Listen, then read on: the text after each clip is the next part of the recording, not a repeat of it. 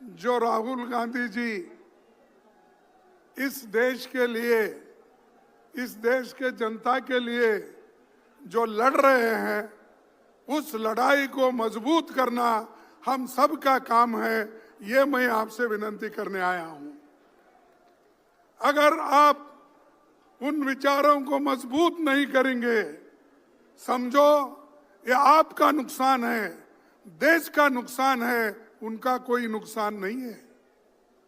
अरे देश अगर बचाना है, तुम अपने वोटों को बचाना है, अपने वोटों को अगर सुरक्षित रखना है, अपने हकूक को मजबूत करना है, इस संविधान को अगर बचाना है, तो आप काम कर सकते हो अपने लिए। हमारे काम को, हमारे विचारों को आगे ले जाने का काम राहुल गांधी जी कर रहे हैं, सोनिया गांधी जी कर रहे हैं, आज प्रियंका जी भी कर रही है। तो ये हमारी जिम्मेदारी बन सकती कि हम एक होकर उनके विचारों को मजबूत करें, साथ ही साथ कांग्रेस पार्टी की जो विचारधारा है उसको लेकर आगे बढ़े। कांग्रेस पार्टी की विचारधारा ही देश को बचा सकती है। भागवत की विचारधारा, गोलवाल गुरु जी की विचारधारा या हमारे मनुस्मृति की विचारधारा ये देश को बचाएंगी नहीं, ये देश को खत्म कर देगी। और उसी रास्ते पे मोदी चल रहे हैं और उसी रास्ते पे बीजेपी चल रही है। आहिस्ता आहिस्ता ये लोग संविधान के खत्म करने की कोशिश कर रहे हैं। और जो हिंदू धर्म में तो सब लोग हैं, हिंदू धर्म के नाम पर, हिंदुत्व के नाम पर वो लोग फिर गरीबों को गुलामी में रखना चाहते हैं। अगर तुम गुलामी में रहना चाहते हो, अगर अपने स्वाभिमान को धक्का देने के लिए उनको आह्वान करते हो, तो आप पूरा खत्म हो जाएंगे। अरे देश जो आजादी मिली, वो आजादी कांग्रेस ने दिलाई, मोदी ने दिलाई। अरे मोदी अभी पैदा भी नहीं हुआ था। हा? अमित शाह वो तो और भी बच्चा था। अरे ये लोग हमारे खिलाफ बात करते हैं, नेहरू के खिलाफ बात करते हैं, गांधी के खिलाफ बात करते हैं, अंबेडकर के खिलाफ बात करते हैं। वल्लभ भाई पटेल और नेहरू जी के बीच में वो लोग झगड़ा लगाने चाहते विचारों का, ये नहीं होने देंगे। और दूसरी तरफ वोट चोरी, ये गद्दार लोग हैं, इन गद्दारों को आपको हटाना होगा। अगर आप अपनी सुरक्षा कर लेना है, आप मजबूत बनना है, तो इन गद्दारों को हटाओ। उसके लिए ही राहुल गांधी जी ने 600-800 किलोमीटर उन्होंने चला। और ये सब बीजेपी में नेता लोग हैं, वो सब नाटक करने वाले हैं, ड्रामेबाजी के लोग हैं। वो कभी चले नहीं, कहीं गरीबों से मिले नहीं, सिर्फ अपना प्रचार करते फिर रहे, हर बात को प्रचार। और अब हमारे को परसों कुछ उनके बीजेपी के लोग एक सवाल उठाए थे। वो कह रहे थे कि पार्लियामेंट के बाद राहुल गांधी जी बाहर जा रहे हैं। अरे जब पार्लियामेंट चलती है, जब पार्लियामेंट चलती है तो मोदी जी बाहर जाते हैं, पार्लियामेंट में नहीं आते।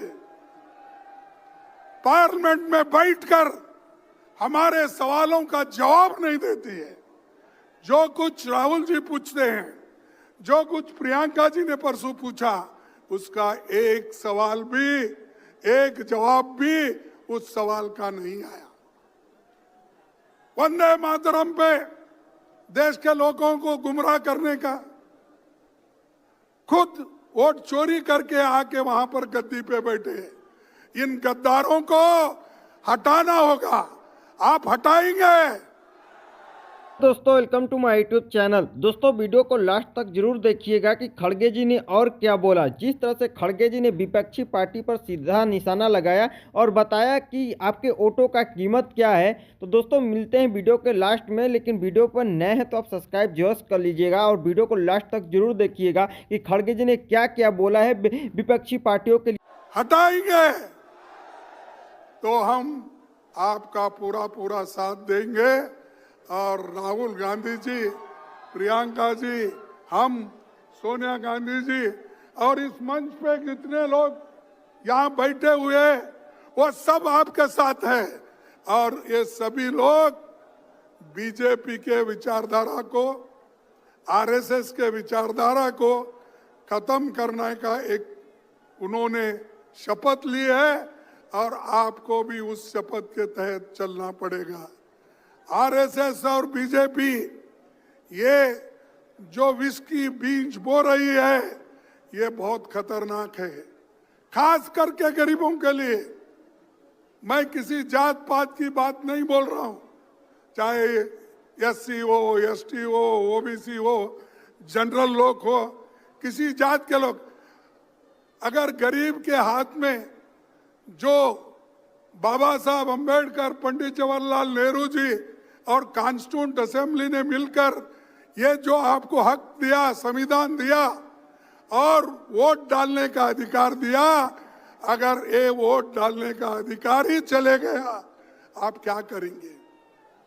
यहाँ अमीर गरीब का झगड़ा है, लेकिन मेरा प्लान ये लोग वो तो छोड़ दिए, वो तो हमेशा गरीबों के बारे में सोचते नहीं और अमीर लोगों को और अमीर बना रहे हैं और गरीब को और गरीब बनाया।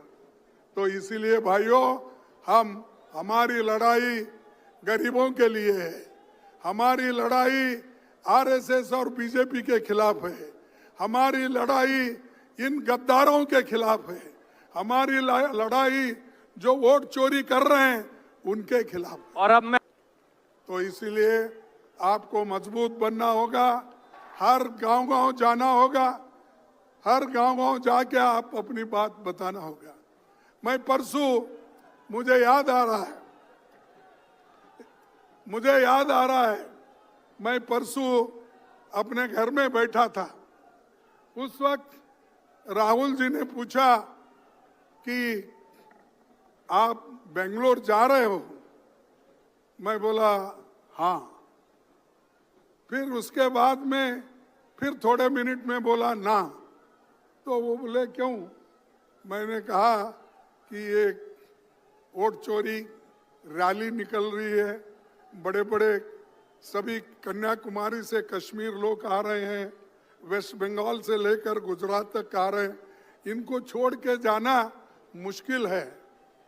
और एक बात मैं कहना चाहता हूँ, वो इतना बड़ा इंसान है, मैं तारीफ उनकी करने के लिए यहाँ नहीं ठहरा, लेकिन हमेशा कंपैशन और गरीबों के बारे में सोचने वाले वो व्यक्ति है। तो मैं थोड़ा देर चुप बैठा और मेरा बेटे का 8 घंटे का ऑपरेशन था परसों। तब मैंने सोचा, अरे 8 घंटे का ऑपरेशन है। मेरी पत्नी मुझे फोन की, मेरी बेटी डॉक्टर है, उसने किया, घर के 3-4 लोग फोन किए कि ये बड़ा ऑपरेशन है, आपको आना चाहिए। तो मैंने उनको बोला ठीक है।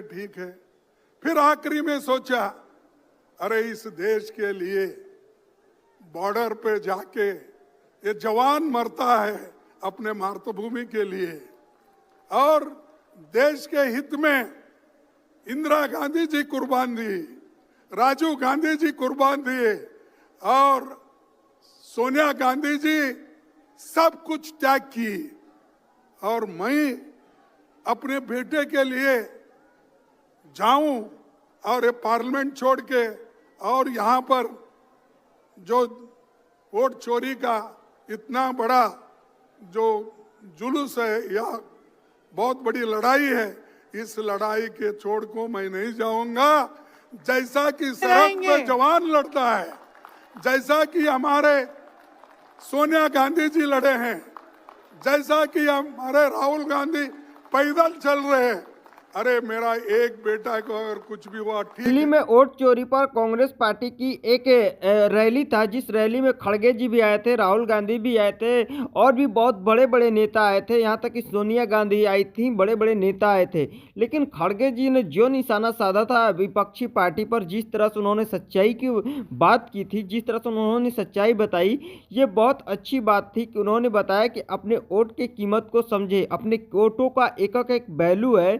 अगर आप उस वोट से चाहे तो कुछ भी कर सकते हैं, सरकार आपकी सुनती नहीं है। अगर आपके वोट देने के बाद तो उस वोट को आप सही जगह पर प्रयोग कीजिए। यानी कि खड़गे जी ने जिस तरह से विपक्षी पार्टी को धोया था और ये भी बताया कि हमारे बेटे को ऑपरेशन होने वाला है, उसमें 8 घंटे लगेंगे ऑपरेशन में, और मेरे पत्नी ने फ़ोन किया था कि आप आ जाएं, और मेरे बेटे ने भी फ़ोन करके बुलाया था, ऑपरेशन होने वाला था। लेकिन मुझे वहाँ पर जाना जरूरी नहीं समझे, क्योंकि जिस तरह से इस देश में रैली चल रहा है, इतने लोग आएंगे, अपने समाज के लिए हम काम नहीं आएंगे।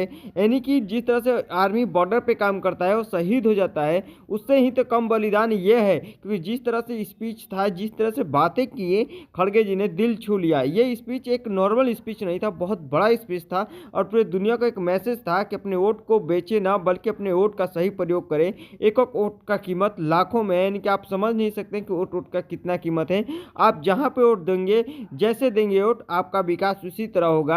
आप विकास पे वोट देंगे तो विकास होगा। यानी कि सीधे सीधे था कि आपके वोटों पर आप समझिए कि हम किसको वोट दे रहे हैं, आपका किस तरह विकास होता है, किस तरह से जनता को लूटा जाता है, मतलब कि इस तरह से बताया गया। तो दोस्तों, अगर मेरे चैनल पर नए हैं तो मेरे चैनल को सब्सक्राइब अवश्य कर ले, ताकि आपके लिए ऐसे ऐसे वीडियो हम लाते रहें, ताकि आप ऐसे ऐसे वीडियो देख सकें कि चल क्या रहा है देश दुनिया में।